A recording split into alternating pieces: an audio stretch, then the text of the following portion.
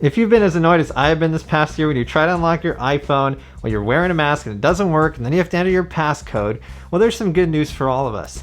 Apple introduced 2 new developer betas this week that will allow Apple Watch to unlock your iPhone after a partial face scan has been completed and the phone detects you're wearing a mask. Now, this is something we all need right now and solves a big problem, but there's some caveats and some things you should know about it so by the time it hits your phone, you know what to expect. One Tech Mind.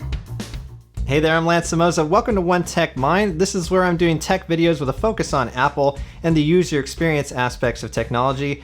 And what Apple introduced this week is going to be a big improvement for user experience. Now, if you have an iPhone with Face ID, you know how annoying it can be when it doesn't unlock because you're wearing a mask. And Apple introduced a workaround for this, so the phone does detect that you're wearing a mask and it prompts you for your passcode. They did that a few months ago. In the latest iOS 14.5 and watchOS 7.4 betas, they're taking that one step farther and improving the experience by allowing the Apple Watch to unlock your iPhone.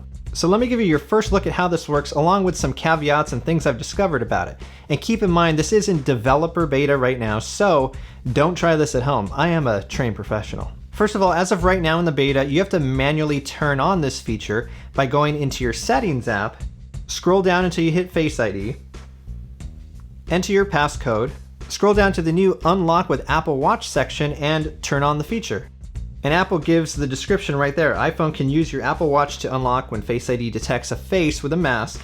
Your Apple Watch must be nearby on your wrist, unlocked and protected by a passcode, which yours should be. If you don't have a passcode on your watch, then we need to talk.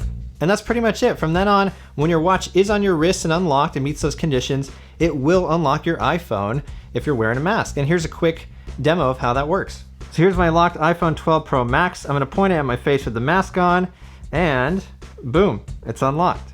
And right when it unlocks, you get a notification on your watch letting you know, along with an option to immediately relock your phone. You know, in case you got an evil twin running around out there that you don't know about. And if you do relock your phone by pressing the button on the watch, you will have to enter your passcode again on your iPhone in order to re-enable Face ID. This is similar to what happens when you have too many failed Face ID attempts. Now here's a couple things I've noticed about this feature as I've tested it over the past day or so. First of all, it doesn't work perfectly every time. I had to restart my phone and my watch a couple times to get it to work on occasion, but of course that's expected because it is a beta. Also, it only seems to work, at least right now, to unlock your phone from the lock screen and in no other areas where you'd use Face ID. For instance, to confirm an Apple Pay payment if you're at the store, or to reload your Starbucks card in the drive-thru like I tried to yesterday and failed, or if you're trying to get to your iCloud passwords.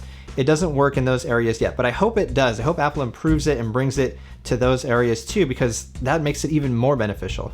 In my initial testing, it seems like the watch has to be about 7 or 8 feet from your phone in order to authenticate.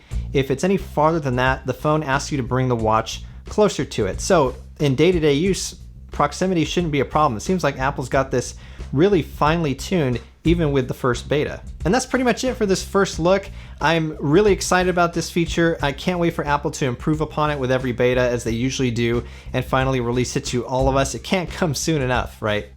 So if there's anything new I discover about it, anything changes, I'll let you guys know on Twitter. I'm at SyrinxStarman. You can also follow me on Instagram. And until next time, thanks for listening to my One Tech Mind.